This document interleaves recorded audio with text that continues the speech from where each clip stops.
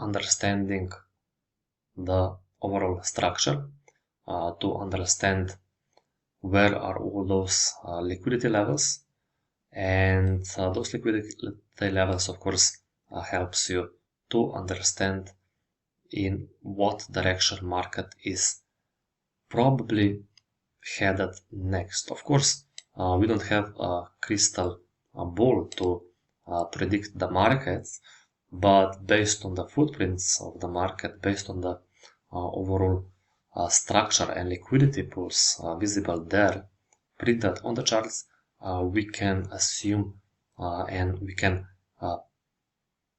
prepare ourselves for different scenarios to actually have a plan to trade, based on what the charts is telling you. So before you, of course, open the charts and you want to look for potential trading opportunities, you have to, of course, understand, first of all, where the price came from, where the price is now, and in what direction price is likely to head it next.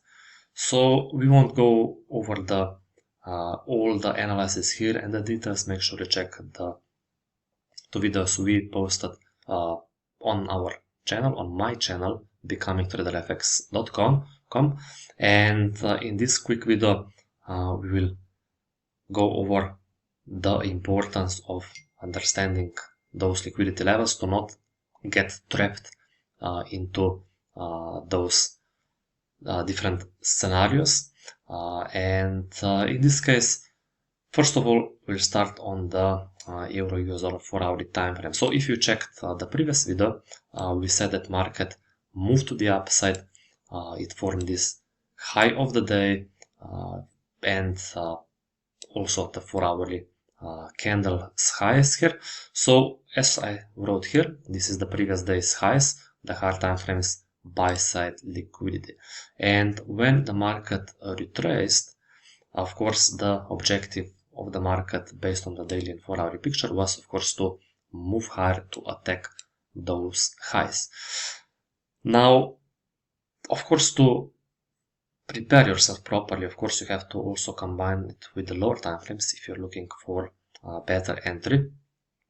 So in this case, on the 4 hours, you can see the footprint of the market was bullish. We had also some fair value gap levels, displacements on the way to the upside here as well. But what is, of course, as I said before, the objective of the bullish structure is, of course, to attack those next levels liquidity pools, in this case the buy side liquidity, the previous day's highs. And if you go to the lower time frames now, let's first of all mark those liquidity levels, liquidity zones, the displacements of the 4-hourly time frame, the fair value gap zones, in other words. And we have also another one, but we'll just leave those two on. So what do we have here is this buy side liquidity was formed at the end of the day, and we had this retracement back towards, of course, this first liquidity pool, the displacement, the fair value gap zone. Now let's go to the 1-hourly time frame. So what do you see on the 1-hourly time frame is the same thing. We have this bullish structure, the buy side liquidity was formed, and market retrace towards this 1-hourly fair value gap zone displacement and 4-hourly. Now, of course, on the way to the downside, as the market is retracing, we can notice that market was actually forming all those lows, which were, of course, the sell side liquidity. Now, going to the 50-minute time frame, this will be visible even better. And my point here is, in this video, you will again see the importance how to understand the structure and liquidity levels and to not get trapped in. So what we saw on the euro US dollar, we saw nice move to the upside where the market formed this hard time frames buy side liquidity in this case.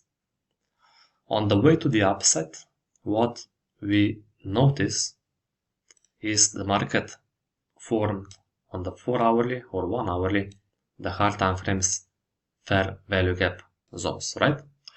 And once the hard time frames liquidity is, in this case the buy side liquidity is set, the market will try to, of course, it will retrace and it will form some levels of sell side liquidity. All those lows will be formed, and at this point of time, when the market is forming those lows after creating this hard time frames liquidity, in a lot of cases, market will try to trap traders into thinking, in this case, the market is trying to move into bearish structure. But in this case, this is the trap.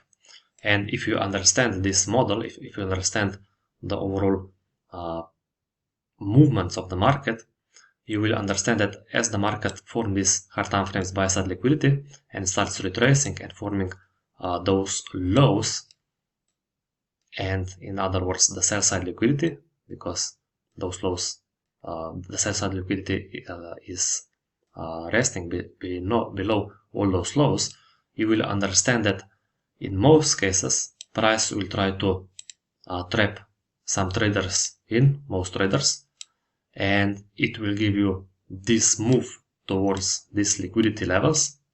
It will grab this liquidity and then it will try to move back towards the hard time frames liquidity again. This is something I explained in the first video, which I mentioned at the start of it on my YouTube channel. And as you can see, this liquidity was taken. This liquidity, the hard time frames liquidity was created, and then we have retracements. We had retracements. Market formed, as you can see, the lows here, the sell side liquidity. And what happened? Market moved lower to the hard time frames liquidity pool. In this case, 1 hourly and 4 hourly displacements, the fair value gap zone. It trapped those traders that thought that price will move into bearish because we took all those lows here. It grabbed this liquidity and then it moved higher and attacked the hard time frames buy side liquidity again. And if you will understand these overall movements of the market, you will make better trading decisions, and you will of course make better trading results overall. And this is very the model that is occurring on the market and happening on the market a lot of times. Market, as you can see here, it will create some sell side liquidity levels, and then it will take this liquidity, move to the next liquidity level of the hard time frames, and then it will attack again the next liquidity of the hard time frames. Hopefully this video was helpful to you. Make sure you are aware of those footprints of the markets on the charts, and I'm sure this will help you in your own trading. Take care.